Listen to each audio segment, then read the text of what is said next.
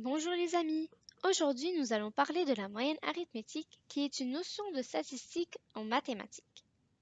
Il faut que tu saches que tu peux faire pause, avancer ou reculer la vidéo à ta guise pour revoir une explication. Le savais-tu? La note que tu as dans ton bulletin est une moyenne de toutes tes notes dans une matière ou compétence. Sais-tu comment la calculer? Si tu ne sais pas, continue à regarder et tu verras, tu seras un champion de la moyenne dans quelques minutes. Commençons par définir ce qu'est une moyenne arithmétique. La moyenne arithmétique représente la valeur qui pourrait remplacer chacune des données si nous répartissions également le total des données que nous voulons décrire. Il existe deux méthodes pour trouver la moyenne arithmétique. La première est par la distribution, la deuxième est par le calcul. Voici un exemple de distribution. Je te présente mes trois amis, Jeanne, Nicolas et Amy, qui ont chacun des bonbons. Quel est le nombre moyen de bonbons par personne d'après toi? Nous allons commencer par regrouper les bonbons. Ensuite, nous distribuons un bonbon à la fois pour voir combien chacun en aura.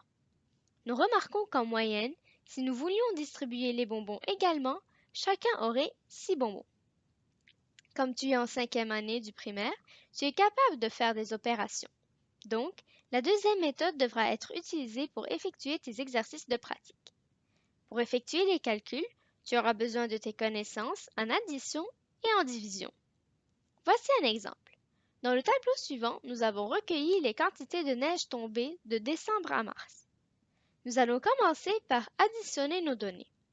Donc, nous calculons 100 plus 175 plus 95 plus 58, ce qui nous donne 428 cm au total. Pour trouver la moyenne, nous allons diviser ce nombre au nombre de mois durant lesquels nous avons recueilli ces données, soit décembre, janvier, février et mars, ce qui donne 4. Pas besoin de sortir sa calculatrice.